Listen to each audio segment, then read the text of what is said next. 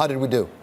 We did better, so that's good. We regained a spot. The U.S. regained its spot in the top 10 this year after slipping last year on the back of poor test scores. The things that really propel us to the top 10 are both density of high-tech activity and also patent activity, where we're number one. But I think it's interesting, actually, this year. We saw China really climb up the rankings. They took to number 16, and a lot of that was on the back of patent activity from companies. Think, your Huawei, your BOEs.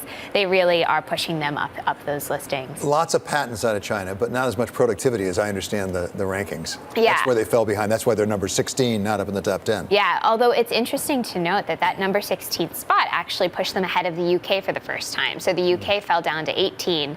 China is actually creeping up on them. So very much they're a country with a lot of momentum in this index ranking. So talk about the winners. We have South Korea winning again, a repeat winner, but they're being challenged. Yeah, we have South Korea winning again, but they're being challenged by Germany, which climbed up to number 2 this year.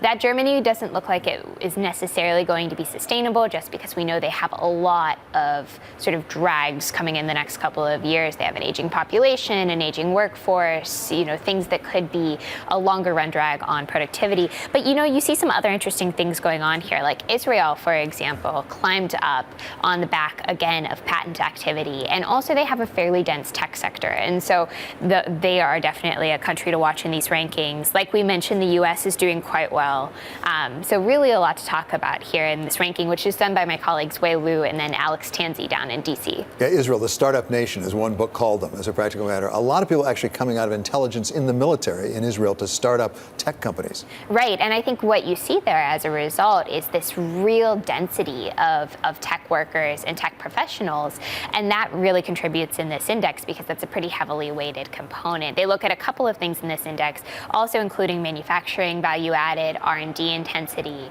and so sort of across that composite, Israel is doing a lot better. They also are climbing these ranks, and so are worth watching into next year. And as you say, Germany really climbed up, but it was on the back, as I understand it, of manufacturing, a traditional strength of Germany with exports, and a lot of it auto, and that business is getting a little soft. Right, and I think there are some real questions what's going to happen with that business next year, as we do see sort of this global shift downward in the economy, maybe some softening from China, which has provided some final demand, and also this, obviously as Brexit negotiations wear on, you could see some less favorable turns there. And so between all of these headwinds, there are some real reasons to worry about Germany's space in this ranking. Yeah, it raises the larger question, too, of China trade and whether that might affect innovation next year. Yeah, absolutely. And I think one of the real, interesting trends to watch in these rankings is how the U.S. is doing on patent activity vis-a-vis China, because, the U.S. has long dominated these patent filings. Right. China is very much the up-and-comer. They haven't surpassed the U.S. yet,